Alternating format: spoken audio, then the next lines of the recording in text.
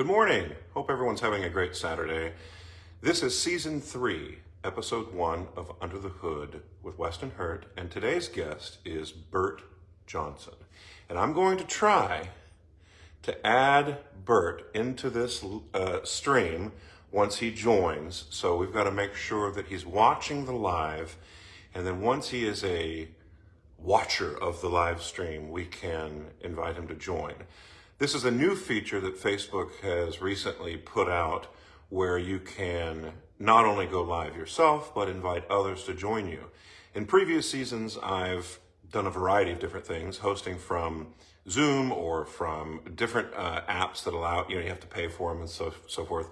But I think this should work, or at least in theory, it's supposed to.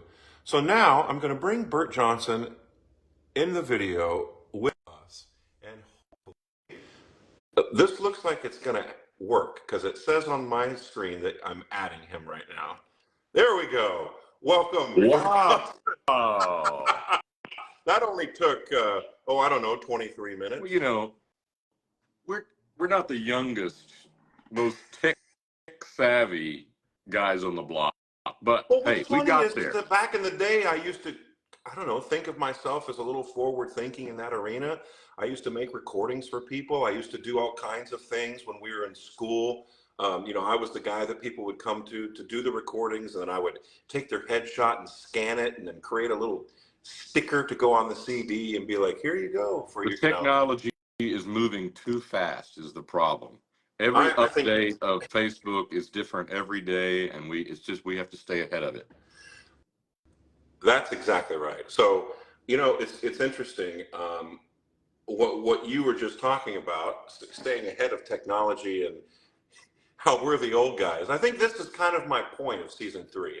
I'd like to do a series of interviews with people who have been in the business for a while. I don't know about you. I made my professional debut in April of 1997, singing the amazing role of Wagner in Faust with Opera Illinois. It was an incredible cast. We had Cornell McNeil's son, Walter McNeil, as Faust. Nova Thomas was the Marguerite. Virginia Dupuis was the Zibel. And my first voice teacher, Gerald Dolter, was the Valentin. So that was pretty cool. But anyway, my point is that we're here to talk about what the business was like when we first got started. The next segment will be how things are going now, and then the final segment will be what we look forward to in the future and how we can maybe look to help lead things in a good way. But first, let's get started talking a little bit about how you and I met and how you got into this industry, etc. So, well, Weston, what year did we meet? We met together, folks, in the Texas All-State Choir in 1990 what? Well, so my mom didn't force me to audition until I was a junior. And so the first year I auditioned was the 91, 92 season. So it must have been, it happens in January, right? So it was like 92. I was in 92. Yeah. And I would have been a sophomore. I'm a year younger than you. Right. So 30, how many years? Now, the other side of that story, folks, is when Weston and I reconnected later, he really didn't remember knowing me. But I reckon, he was a year older than me. He acted like hot stuff because he was pretty hot stuff. Well, listen, I was no soloist in the All-State Choir like you were. Excuse me. But yeah, what was it? It was the summer of 2002 that we were at the Santa Fe Opera together. Yeah. There's a Santa Fe Opera poster. Yeah. And I walked into Aaron and Amanda Borst's apartment, and I didn't even see you because I walked in the front door, and I was like, oh, because Aaron and I had done Des Moines Metro Opera together in '96, and we hugged, and I heard from this bellowing voice from behind, Mr. Hurt. Mr. Hurt. Yeah. And I was like, oh, hey. And what I remember is you said, Texas All-State Choir. And I was like, oh, were you one of the teachers? because I looked old then too. Well, that's good for a bass, right? It's always I good guess. for the one who plays the father and the the ghost. Absolutely. So we've known each other a long time, been friends, and then did some singing together in Santa Fe and a little bit in, well, our paths crossed in New York City as well, because I was living here when you were doing your degree at Juilliard, and then you went to New York City shortly after I did, made your debut a little bit after I was there. At New York City And so, Opera. New York City Opera, Right, yeah. right. The The old New the York old City one, Opera at yeah, Lincoln the Center. Yeah. original, yes. So yeah, we've known each other a long time. You have been in the business that entire time, and I kind of left singing in 2006. Decided that I just married my wife a couple years before, and we wanted to start our family, and we went back to Texas, where I was from, and I got into music ministry and was directing choirs, two different churches over 17 years. Wow. So I've kind of made my way back to singing professionally full time When? just this last year. Just this last year. Just this last Did you year. do any solo singing during the last 17 years? Some concert work mainly. Very little operatic work or stage work, but quite a bit of concert work here and there with some really good groups, but nothing seriously. Okay. Yeah. Okay. So what, I mean, I guess the obvious question, what is it that made you decide to completely do a 180 and move back to New York City and pursue this crazy career of solo singing or well, we can get into that as well, not just Well, solo singing, but choral singing, yeah. being a professional singer as your career. Yeah, I would say that the 17 years that I was away from professional singing, and I was really in ministry. I don't use that term lightly. I took that very seriously. The church and working in the church was really good for me. It helped me to see that I felt when I got out of my career the first time, singing career, I felt very self-absorbed. I was always worried about what their next career move was, what the next role needs to be, where the next audition was going, and it was very me centered. And what the church taught me in that work was when I was really focused on something else and somebody else's needs over my own, I was more fulfilled. And I think our families teach us that too when we start having families, right? Absolutely. I don't think you have to be in church to understand that. It was great for me, but I think our families show us that when we put other people's needs in front of our own, we can really find a real purpose in life. And Yeah. so that was really instrumental for me and gave me a new perspective in coming back. And I love the work I was doing in the church, but I'd been doing it a long time, and I was 47, 46 years old. And I thought, my voice is kind of coming to a new thing here as a low bass. And my voice had gotten quite a bit deeper and lower.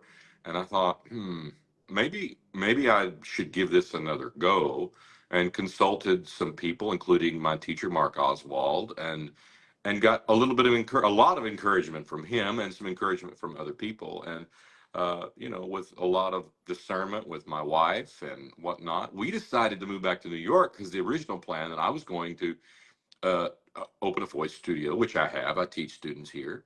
I'm sitting in my studio right now. But I don't teach as much as I had originally Mm. planned. I'm doing a lot of singing, not just operatic singing, concert work, but I do a lot of choral work in the city too, and so I thought I would be doing tons of teaching, and we can talk about that in a whole other segment, but Well, sure, sure. because the dirty truth is I'm probably a better teacher than a singer, but I may be the only one that knows that, right? And I think in this career you kind of have to establish yourself as a known commodity as a performer when you're not in academia, to be Sure. respected as a teacher. And I'm willing to take that path. That's not a problem. So Well, let's uh, talk a little bit about now that you're back into it and you've yeah. sort of, started living that life of pursuing auditions and pursuing contracts and figuring things out now as a the self-employed artist, as it were. What are some of the things that are different today than you remember being different, there? Because essentially the nuts and bolts, I guess, are the same. I mean, we are still a self-employed artist where we have to seek out opportunities for ourselves, or we have management that does that for us, or, but what are some of the things that you feel like have changed over the last 17, 18 years since you've been in the game? I think when we were coming up, I think there was a set path that we needed to follow. We needed to do an undergrad and maybe a master's to give ourselves a little bit more time, really, to be ready. And then we were going to go into a certain acceptable young artist programs that were going to set us up for a career. And just like the generation before us would go finish their undergrad and move to Germany and do a fest contract. That was their Absolutely. right. So I think that overall path has changed quite a bit. Yes, we still have some amazing apprenticeship and programs that really help establish a career, but I don't think it's as set in stone as it used to be. I think choosing your own path is different now than it was. What do you think about that, Weston? Do you agree with that? And Perhaps. I mean, I think that, it's interesting. It's like people are, I mean, I don't know how many times, you hear over an extended period of time, oh, this art form is dying. I'm like, really? Let's look at the number of companies that, let's back up to when we were first starting out into this, the early 2000s. There had never been more opera companies in America than there was then. You know what I mean? Like you back up, like you said, to the 80s. The reason that path for that previous generation of my teacher, let's say, to do their undergrad and then go to Germany to learn the craft as a fest ensemble singer was that there just weren't any training programs really in the country for them to do. There was probably a handful, but that was it.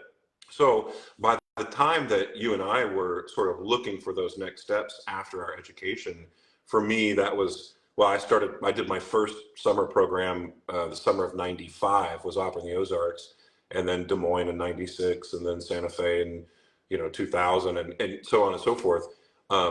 There were so many programs to choose from. And I think today there are still a significant variety of programs from pay to sing opportunities like Opera in the Ozarks a or lot Brevard. of pay to sing. Yeah, yeah. A lot. There's a lot of those opportunities. Yeah. And then programs like, well, Des Moines Metro Opera, which I think initially started off as a much smaller company and therefore a smaller program, that has grown. That company has become something incredible over the years, and therefore their apprentice program is something that is incredibly competitive. Well, even As when it are was all those. very small, if you trace back the young people that went through that program, there's a lot of them that are singing at the Met and all over the world right now. There's Absolutely. no doubt about it. Absolutely. So I don't, to answer your question, I mean, I do think that, let's say this, there's a woman by the name of Dana Varga who I think has an incredible sort of picture on this, where it's like she calls the idea that you just described, right? Where you go through the young artist programs, at some point you sing for management while you're there, they decide to pick you up, and off you go auditioning for companies that they introduce you to, and then you have a career. She refers to that as the pipeline. And I think the pipeline today is for a considerably smaller percentage of singers, perhaps because the market is so inundated with amazing young singers that there's just too many. It's saturated with such incredible talent, and that's a whole other conversation of how and why that.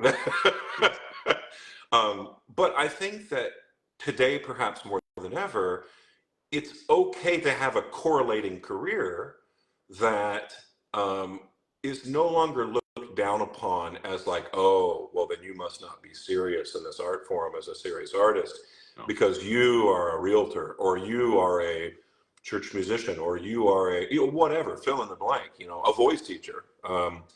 Where I think now it's more about how do you find balance in your life, and I think to some extent the power, I mean, I don't know, maybe just in the artist's mind, the power has sort of somewhat balanced out to where it's like, no, I can choose to have the life and the career that I want as long as I'm getting cast in the things that I'm happy with, right? Absolutely. So at the end of the day, you still have to sing for somebody, and they have to go, hey, we like that. We're going to hire this, you know.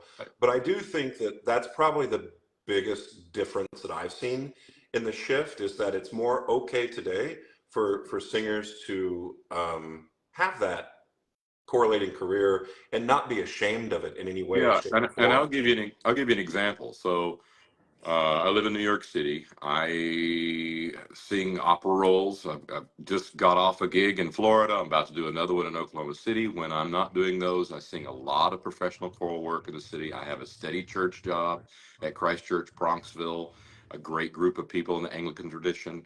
I do a whole bunch of other stuff. I teach voice as well. And a lot of times when I'm really have the free time, I substitute teach even. So we do what we have to do, and I don't, again, like you say, I don't look down on any of that. The substitute teaching, I'm going to here tell you, is hard work, but I love kids. You know, I worked with kids in the church for years. I think it's important work. I like the fact that I get to interact with young people that maybe have not had a word of encouragement in a while, and you know, if I can be that day, hey, that I get a kick out of that. Yeah. So I think that's the other thing that you know has changed is my perspective of whatever I'm doing. I want to be doing it not just for me and my income, but to maybe help somebody. So anyway, go back to that. But no, we shouldn't be ashamed that we need to diversify our income. That it makes us any less of an artist. There's just that's just And I don't know who or how or why that ever became something that people should feel shame about, you know, in years past. Um, you know, who said it, some public forum or something where it made everyone feel like unless you're just constantly working as an opera singer, you I don't need. mean, shoot, yeah, I had the great privilege of working with Marilyn Horn at Music Academy of the West, and she mentored me for a number of years. And you know, at the height of her career, she told me, she said, "Bert, I was singing 200 performances a year." And I just shook my head going, I don't even know how that's possible. So we had in our minds that that is a possibility that we could do nothing but singing. But I'm telling you what, that was such an anomaly to have a career like that. It's a one in a million, one in a million talent, one in a million career. We shouldn't have that as our maybe our main, you know, Like a model for right. success. You know, it's like if you can't have that, then you're not successful. It's like, Exactly. Exactly. not to mention getting burnt out. I mean, my gosh. Yeah.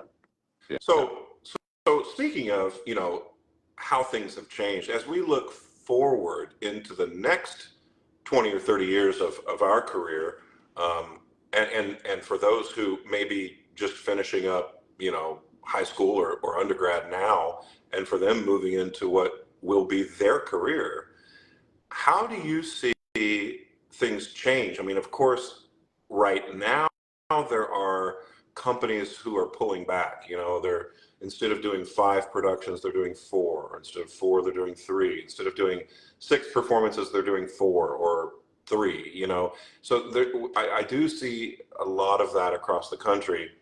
I hope that that is so that they're able to still maintain a high level of artistry and still be able to budget in a way that allows for all of the things and more than what we are used to. I mean, you know, the use there's a lighting designer by the name of Barry Steele, and I've been in a few things that he's lit, and we're friends on Facebook, and I constantly see his designs. I mean, that's the first thing that comes to mind. But I mean, there are incredible things happening with projections and with I don't know who did. Speaking of Des Moines Metro Opera, their production of Bluebeard's Castle that Christian Van Horn did, I think it was last summer, maybe 2 summers ago. That looked like one of the coolest things I've ever seen in my entire life. Like what? So I think as we move forward, there can be ways to. Now, of course, those projections are insanely expensive. So instead of a physical set, you're paying for the intellectual property and design that these incredible artists are creating. and Yeah, it's a writing and doing. misconception that it's a cheaper product, because it is not. That intellectual property takes hundreds of hours Right, to produce, right. and to make sure that someone's driving that machine along with the music properly, Yeah, hitting all the cues. It is not necessarily um, a cheaper product, but it allows us to tell more intimate stories and still be in a grand opera state. yeah. Does that make sense? For example, I did a world premiere. I was covering a world premiere in Dallas, and it was about a man that had locked-in syndrome. He has a stroke in his brain. He has locked-in syndrome, and so the, on the set with all these projections, they're able, in the most grand way possible, with a huge orchestra, tell a story about all the things going on inside the man's head, and that's remarkable. If you were to try to do that, and it was done in a movie, for example, there was a movie of this, but it didn't, to me, have the same impact because it was just so intimate, that you didn't get all of it. But What was in the the name of that show? huh, uh, yeah, Something about the diving. diving bell and the butterfly. Oh my gosh. I just had a 48-year-old brain moment. Sorry. The diving bell and the butterfly. Lucas Meacham Yeah, was starring in, Sasha Cook. Phenomenal, phenomenal. It gave me hope for new works, because it is opera on a grand scale again, and I think some of new works miss that. Um, but I think we have to continue to think about opera in that grand scale, and that one certainly did it for well, I me. will say that looking forward, there's never been more American composers writing incredible operas that are being produced at the highest level at the Metropolitan Opera. I mean, things like, My you know, dog The Hours. agrees. Agreed. But yeah, like the Hours, Champion, Fire Shut Up in My Bones. These shows have been selling out at the Met, where more traditional shows in the traditional period sets and costumes are not selling nearly as No. well. And so I don't know that if people are tired of the traditional shows. I mean, I don't feel that that's true because um, in other companies, you know, you see sold out houses. So Yeah. I don't know. Moving forward, I mean, it's got to be a combination of a number of different things with the right type of casting, but the right type of marketing and the right type of promotion, with the right size of venue. You know, I Well, think certain everybody houses have wants to been. be in the room when something great is happening, right? Something new is happening, and these new works at the Met are, they have a star-studded Yeah, cast, a brand new work, and people want to flock to that because they want to say, "Well, I saw that debuted at the Met." I mean, they're attracted to that versus, sure, sure. some of these great productions at the Met have been around 30, 40 years, and I love them, and I hope they don't go away. But they've been around a while. That's okay. Yeah, yeah. And it's just funny. I guess some of them is hit and miss, and I don't think anybody can foresee what is going to work or what not, or what's not going to work. I mean, for example, from what I understand, the Turandot that they just revived, the famous Zeffirelli production, has been amazing, and it's like selling really great, and everything's great. Whereas, like I said, like I don't remember how many seasons ago, it was the Don Carlo, I guess, just didn't sell very much, or so who knows? But and granted, that's one house and one Well, and season of one thing, but the brand new Verdi production, Paolo? no, Oh, with oh, Lee, Forza, La Forza. La Forza del Destino, Yeah. again was mostly sold out, and, Oh, and yeah. I saw it. It was wonderful. It was truly wonderful. Yeah. So, So, do you have any other thoughts about where you'd like to see this industry go for in the future, or where you hope your career goes in the future, well, or I think there's what been we a as lot of. artists can do to inspire others? I think we need to have an attitude shift. I think we've seen the business change, especially with COVID, right? We've seen companies pull back. I've seen a lot of just a downward depression about opera, and I think we need to embrace these changes. I think we need to look at them as opportunities. I think there are things that needed to have changed in this business for a long time, and it's okay. And it may temporarily hurt, but I think We seriously, folks, come on, let's renew our minds and our attitudes about maybe this is an opportunity for something new for us. Um, I don't can't be specific about what that is for you, but I think the pandemic in a way gave me, I said, maybe there's no other way that a 47-year-old base could jump back into the business. I know that there's a lot of people out there that still aren't getting the work they need, but maybe all of this kerfuffle is the reason that they can kind of uh, accept me after 17 years of not singing seriously on the operatic stage. So I think we all have to find our opportunities through this adversity in the business. What do you think about that, Weston? Yeah, no, I totally agree. I mean, I think in a sense we're always sort of not necessarily reinventing ourselves, but finding what the appropriate repertoire is. You know, in this, for me personally, let's say, you know, there were roles that I had done for years that, well, I've kind of aged out of, perhaps because those roles are being cast by 35-year-olds and 30-year-olds now. You know, and as someone who's turning 50 this year, I need to be thinking about, you know, not just because I still sing that repertoire really well, what is the repertoire moving forward? You know, so in that sense, it's like we're always forward thinking. We're always Well, and the thing curious I've about. always admired about you, Weston, is you have never stopped pursuing technical excellence. I mean, you continue to grow as an artist, technically, with your acting, thinking about character development, all of that. That has never stopped. I think we have to be really careful, no matter how established we get, that we just kind of ride along on whatever technique. As our voices age and change, we need to continue to be molding our technical development, and you continuously have done that. Well, I appreciate you saying that, and I promise I didn't pay him to say it, but I mean, I personally think that when you stop having lessons or stop, if you ever get to a place in your mind where it's like, well, I've made it, I don't need to work anymore, you're done. I mean, that's how people, you know, go off and die. You know, it's like, so yeah, I will always strive in that arena to constantly better myself. And I think that everyone has to be in that same mindset.